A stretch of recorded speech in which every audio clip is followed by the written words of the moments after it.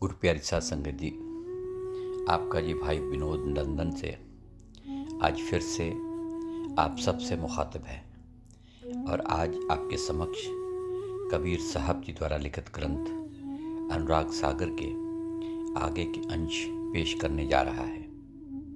उम्मीद करता हूँ कि आप सभी भाई बहन इस अनुराग सागर के अंश सुनेंगे और अपने जीवन में लाभ उठाएंगे। आज कल से आगे कबीर साहब जी अपनी ज़बान मुबारक से 16 सुतों की उत्पत्ति कैसे हुई इसके बारे में फरमाते हैं। कबीर वचन चौपाई। सत्पुरुष जब गुप्त रहाए, कार आकार नाही निमाए।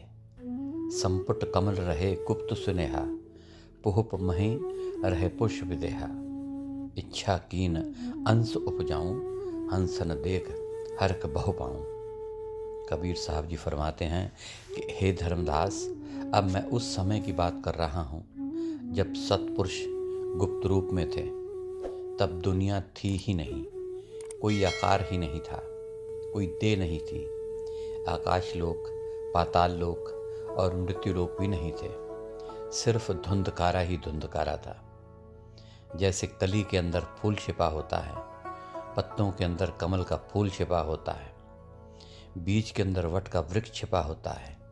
पता तब लगता है जब कली बड़ी होकर खिलती है और फूल बनकर नजर आने लगता है। सुबह सूरज निकलने पर पत्तियों में छिपा हुआ कमल खिल उठता है। बीज को धरती में बोने पर पेड़ बनता है। इसी तरह उस समय तक वह पुरुष गुप्त था। उस पुरुष के अंदर एक इच्छा हुई कि मैं ऐसी दुनिया बनाऊं और अपने बच्चे अर्थात हंसों को देखकर खुश हों। पुरख कहें या अकाल पुरख कहें, एक ही बात है। प्रथम पुरुष शब्द प्रकाशा, लोक दीप रच कीन निवासा। चार करिंग सिंहासन कीन्हा, तापर पुहप दीप कर चीना। पुरुष कला धर बैठे जब ही, अगर वासना प्रगटे तब ही। उस सत्पुरुष ने सबसे पहले शब्द की रचना की। शब्द के द्वारा ही सारी सृष्टि की रचना हुई है। गुरु नानक देव जी ने कहा है कि शब्द ने ही धरती, आकाश और पाताल पैदा किए हैं। वह शब्द घट घट में समाया हुआ है। शब्द धरती, शब्द आकाश, शब्द शब्द भया प्रकाश। सगली सृष्टि शब्द के पाछे, नानक शब्द घटे घटाछे। इस सारी दुनिया को पैदा करने वाला शब्द है। सारी दुनिया का पालन करने वाला शब्द है। सारी दुनिया को मारने वाला ही शब्द है। यही शब्द अनामी देश से नीचे की ओर आता है। जो कुछ भी हम देखते हैं, ये सब कुछ शब्द का ही पसारा है। उसके बाद एक दीप लोक की रचना की, जिसे पुष्प दीप कहा जाता है। वहाँ पुष्प ही पुष्प हैं। वहाँ पुरुष ने चार कली वाले सिंहासन पर बैठकर विश्राम किया। उसके बाद सत्पुरुष ने अपनी कला धारण की। जैसे ही पुरुष ने सिंहासन पर अपनी कला धारण की, वैसे ही चारों तरफ खुशबू फैल गई और उस खुशबू की तुलना किसी भी खुशबू से नहीं की जा सकती। अगरबत्ती, धूपबत्ती, चंदन, गुलाब आदि की खुशबू इसके सामने कुछ भी नहीं है। सहस 88 दीप रच राखा, पुरुष इच्छा ले सब अभिलाखा। फिर कबीर साहब जी आगे फरमाते हैं कि इसी पुरुष ने फिर 88,000 दीप बनाए। इस दुनिया में जो कुछ भी नजर आ रहा है, यह सब कुछ उस पुरुष की इच्छा से ही और शब्द द्वारा बनाया हुआ है। अपने आप यहाँ कुछ भी पैदा नहीं हुआ। सबे दीप रहे अगर समाई, अगर वासना बहुत सुहाई। दूजा शब्द सत्पुरुष प्रकाशा, निक्षय कुर्म चरण गहे आशा। तीजा शब्द जब पुरुष उचारा, ज्ञानी नाम सुत उपजय सारा। टेक चरण सन्मुख होए रहू, आज्ञा पुरुष दीप तन्ह दहू। सब दीपों में से बहुत ज़्यादा खुशबू निकलकर चारों तरफ फैल गई। वातावरण बहुत ही सुहावना हो गया। दूसरे शब्द के साथ सत्पुरुष का प्रकाश फैला और प्रकाश से कुर्म भक्त पैदा हुए। उन्होंने पुरुष के चरणों में नमस्कार किया। जब पुरुष ने तीसरे शब्द की रचना की तो ज्ञानी जी का जन्म हुआ।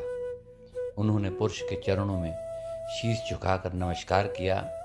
पुरुष की आज्ञा से बताए हुए द्वीपों में कुर्म भक्त और ज्ञानी जी विराजमान हो गए। अपने अपने द्वीप में बैठकर वे भजन करने लगे। ज्ञानी जी हर युग में संसार में आते रहे हैं। सतयुग में उनका नाम सत सुकृत था, त्रेता में मुनिंदर, द्वापर में करुणामय और कलयुग में कबीर था। चौथा शब्द भयापुन जब ही, विवेक नाम सुत उपजे तब ही, आज्ञा पुरुष किए दीप निवासा, पंचम शब्द सुतेज प्रकाशा। पांचवा शब्द जब पुरुष उचारा, काल निरंजन भयो अवतारा। कबीर साहब जी फरमाते हैं कि जब पुरुष ने चौथे शब्द का उच्चारण किया तो विवेक नाम का सुत प्रकट हुआ। पुरुष की आज्ञा के अनुसार बताए गए द्वीप में वह विराजमान हो गया। उसके बाद पुरुष ने पांचवें शब्द का उच्चारण किया तो बहुत ही तेज प्रकाश फैल गया। इस शब्द के उच्चारण के साथ ही निरंजन का जन्म हुआ। पुरुष ने उसे भी एक द्वीप में जाने की आज्ञा दी। तेज अंगते काल हुई आवा, ताते जीवन को संतावा। जीव अंश सत्य पुरुष का आही, आद अंत कोई जानत नाही। छठवां शब्द पुरुष मुख भाखा, प्रगटे सहज नाम अभिलाखा। कबीर साहब जी फरमाते हैं कि पांचवें शब्द के उच्चारण से जो तेजस्वी दिखाई देने वाला काल भगवान पैदा होकर आया था, उसी काल ने आगे जाकर दुनिया का विस्तार किया है। वही सारे जीवों को सताता है। सारी जीवात्माएं तो अकाल पुरुष की अंश हैं। पुरुष के आद और अंत के बारे में कोई नहीं जानता और काल सब जीवों के ऊपर गवर्नर की तरह हुकूमत कर रहा है। जिस प्रकार सेंट्रल गवर्नमेंट किसी गवर्नर को स्टेट दे देती है और वह गवर्नर उस पर हुकूमत करता है, पर सेंट्रल गवर्नमेंट उसके कामों में दखल नहीं देती, यही काल का हाल है। वह अपनी मर्जी से किसी को पैदा करता है और किसी को मारता है, किसी को सुख देता है और किसी को दुख। जब पुरुष ने छठे शब्द का उच्चारण किया तो सहज नाम का भक्त पैदा हुआ। उसने भी पुरुष के चरणों में नमस्कार किया। सतवें शब्द भयो संतोषा, दीनों द्वीप पुरुष परितोषा। अठवें शब्द जब पुरुष उचारा, सुत स्वभाव दीप बैठारा। नववें शब्द आनंद अपारा, 10वें शब्द क्षमा अनुसारा। कबीर साहब जी आगे फरमाते हैं कि 7वें शब्द का उच्चारण करने से संतोष जी पैदा हुए। पुरुष ने सहज भक्त और संतोष जी दोनों को अलग अलग द्वीपों में भेज दिया। फिर पुरुष ने 8वें शब्द का उच्चारण किया तो स्वभाव जी पैदा हुए। उनको भी अकाल पुरुष ने एक द्वीप में बिठा दिया। 9वें शब्द के उच्चारण के साथ ही आनंद जी और 10वें शब्द के उच्चारण के साथ क्षमा जी पैदा हुए। 11वें शब्द नाम नेह कामा, 12वें शब्द जल रंगी नामा, 13वें शब्द अचिंत सुत जानो, 14वें शब्द सुत प्रेम बखानो, 15वें शब्द सुत दीन दयाला, 16वें शब्द भय धीर रसाला। जब उस अकाल पुरुष ने 11वें शब्द का उच्चारण किया तो निष्काम नाम के पुत्र पैदा हुए। 12वें शब्द के उच्चारण के साथ जल रंगी नाम का पुत्र पैदा हुआ। 13वें शब्द के उच्चारण के साथ अचिंत और 14वें शब्द के साथ प्रेम जी नामक पुत्र पैदा हुआ। 15वें शब्द के साथ दीनदयाल और 16वें शब्द के साथ धीरज जी नाम का पुत्र पैदा हुआ। 17वें शब्द सुत जोग सतायन, एक नाल सोड़ख सुत पायन। शब्द है ते भयो सुतन आकारा, शब्द है ते लोक द्वीप विस्तारा। अगर अमी दिव्य अंश आहारा, दीप दीप अनसन बैठारा। कबीर साहब जी आगे फरमाते हैं कि 17वें शब्द से पुत्र जोग पैदा हुआ। 16 सुत एक ही स्थान पर पैदा हुए थे। शब्द के साथ ही इन सारे पुत्रों के वजूद बने। शब्द के साथ ही सारे लोकों और द्वीपों का पसारा हुआ। शब्द को हुक्म भी कहते हैं। परमात्मा ने इन द्वीपों में जो अपने पुत्र बिठाए, उनका भोजन सुगंध रूपी अमृत है, जिसे पीकर वे संतुष्ट रहते हैं। अनसन शोभा कला अनंता, होत जहाँ सुख सदा बसंता। सब सुत करें पुरुष को ध्याना, अमी आहार अधिक सुख माना। हे धर्मदास, इन द्वीपों में जो परमात्मा के अंश विराजमान हैं, उनकी शोभा और कला अनंत है। उनका प्रकाश इतना ज़्यादा है कि वर्णन नहीं किया जा सकता।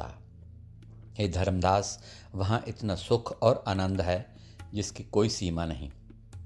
वहाँ सारे पुत्र पुरुष का ध्यान करते हैं और सुगंध रूपी अमृत ही उनका भोजन है, जिसे पीकर वे सुख का अनुभव करते हैं। छंद। दीप करी अनंत शोभा नहीं, बरनत सो बने। अमित कला अपार अद्भुत, कहत नहीं शोभा गने। पुरुष के उजियार ते रहे, सभे दीप उजियार हो। सत्य पुरुष रोम प्रकाश एक ही, चंद सूर करोड़ हो। हे धर्मदास, द्वीपों में बैठे हुए पुत्रों की शोभा अनंत है। इस शोभा का वर्णन नहीं किया जा सकता। किस तरह का अमृत पीते हैं, उनकी कला अद्भुत है। ये सब बातें कहने सुनने से परे हैं। इन सब द्वीपों में सत्पुरुष के प्रकाश से ही उजाला हो रहा है। सत्पुरुष के एक रोम का प्रकाश करोड़ों सूरज और करोड़ों चंद्रमा से भी ज्यादा है। पुरुष से निकलने वाले तेज से ही नीचे की रचना के सारे दीप प्रकाशमान हो रहे हैं। सोरठा। सतगुर आनंद धाम सोग, मोह दुख तहा नहीं। हंसन हो विश्राम पुरुष, दर्श अचवन सुधा। हे धर्मदास, वह सतपुर, सतलोक या सचखंड आनंद और सुखों का धाम है। वहाँ न शोक है, न मोह है और न ही कोई दुख। वहाँ के हंस सतपुरुष का दर्शन पाकर खुश होते हैं। ये दर्शन रूपी अमृत ही उनका आहार है। काल का 70 युग भक्ति करना। कबीर वचन। चौपाई। यह विद बहुत दिवस गए बीती, तेह पीछे भई ऐसी रीति। धर्मराय असकस कीन्ह तमाशा, सौ चरित्र बूझो धर्मदासा। हे धर्मदास, इसी तरह 28,000 द्वीप और 16 सुत पैदा करने के बाद काफ़ी दिन बीत गए। निरंजन जो एक द्वीप में बैठा था, उसने एक तमाशा किया। उसके कारनामे और चरित्र मैं तुम्हें बताता हूँ और उसे समझने की कोशिश करो। युग 70 सेवा थन कीनी, एक पग ठाड़े पुरुष चित्त लेनी। पुरुष आवाज उठी तब वाणी, कहा जान तुम सेवा ठानी। धर्म कहे तब शीस निवाई, देह ठौर यह बैठो जाई। हे धर्मदास, 16 पुत्र अपने अपने द्वीपों में बैठे हुए थे। निरंजन भी अपने द्वीप में बैठा हुआ था। उसने वहाँ एक पैर पर खड़े होकर भक्ति करनी शुरू की। 70 युग पुरुष की भक्ति में लगा दिए। फिर पुरुष की आवाज़ आकाशवाणी के रूप में आई कि हे धर्मराय, निरंजन तुम क्या चाहते हो? किस लिए इतनी कठोर तपस्या कर रहे हो? 70 युग कोई कम समय नहीं है। सतयुग, त्रेता और द्वापर कुल मिलाकर 70 युग बनते हैं। कलयुग की उम्र 4,32,000 साल है। द्वापर की इससे दुगनी है, यानी कि 8,64,000 साल है।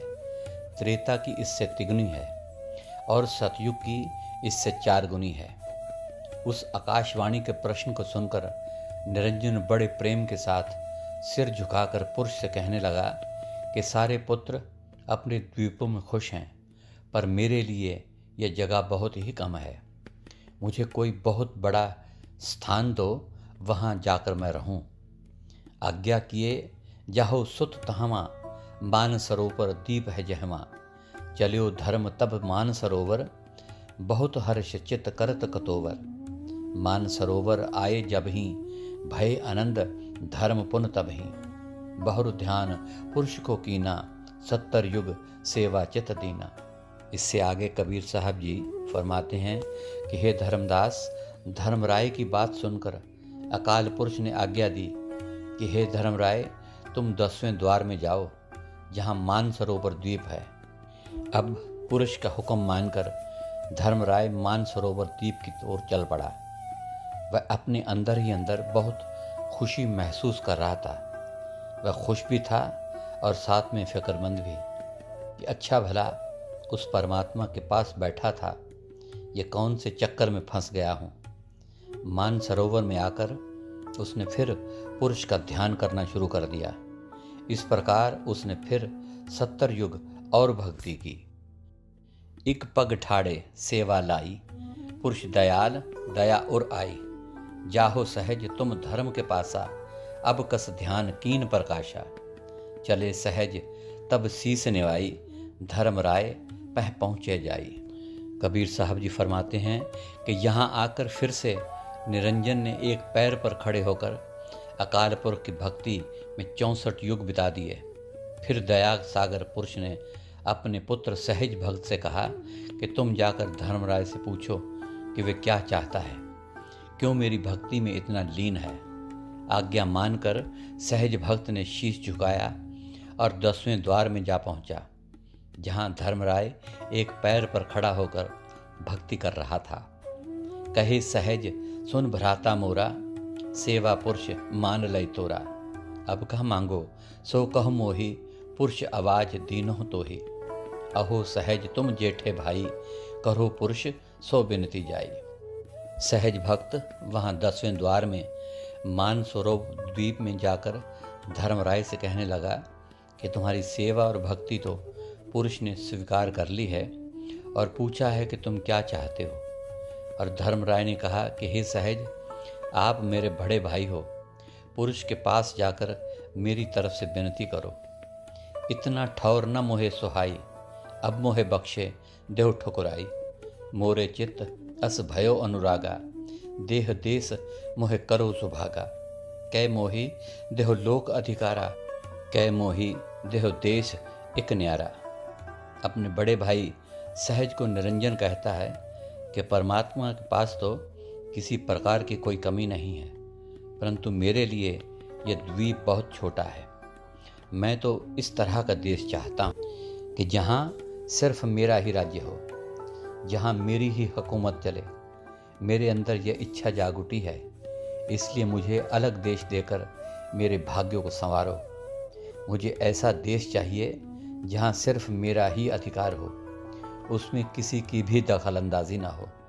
कृपा करके मेरी तरफ से सतपुरुष से ये बात कहना। चले सहज सुन धर्म की बाता, जाए पुरुष सो कहे विख्याता। जो कुछ धर्मराय अभिलाखा, तैसे सहज सुनायो भाखा। कबीर साहब धर्मदास को सारी बात बताते हुए कहते हैं कि सहज भक्त धर्मराय की सारी बात सुनकर वहाँ से चल पड़ा और पुरुष के पास जाकर सारी बात बताई कि धर्मराय की भक्ति के पीछे उसका उद्देश्य क्या है। छंद। सुनियो सहज के वचन जब ही, पुरुष वचन उचार्यो। धर्म से संतुष्ट है हम, वचन मम ही धार्यो। मान सरोवर ठौर दीना, सुन देश बसायो। करो रचना जाए तहवा, सहज वचन सुनायो। कबीर साहब जी आगे फरमाते हैं कि सहज निरंजन का संदेशा लेकर सतपुरुष के पास वापस गया।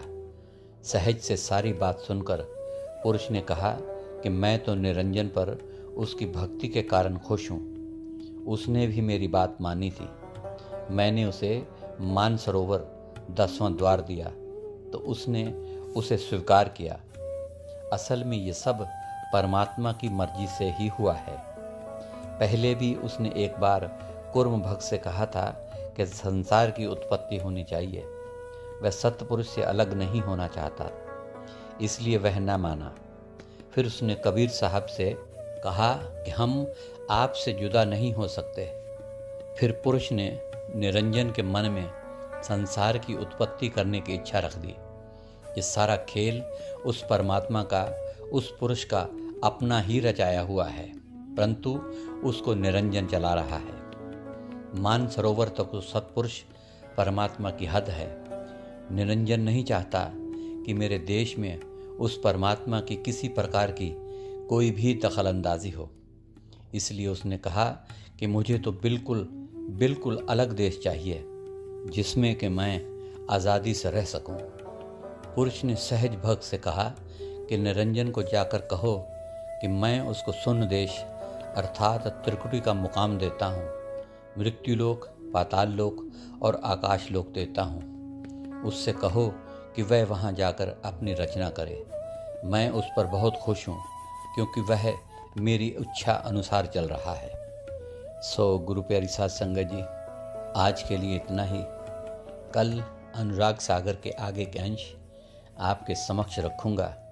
तब तक के लिए इस नाचीज़ को इजाज़त दीजिए और मेरी तरफ से दोनों हाथ जोड़कर प्यार भरी धन धन सतगुरु तेरा ही आसरा, हाजिर नाजर जिंदा राम तेरा ही आसरा कबूल फरमाएं।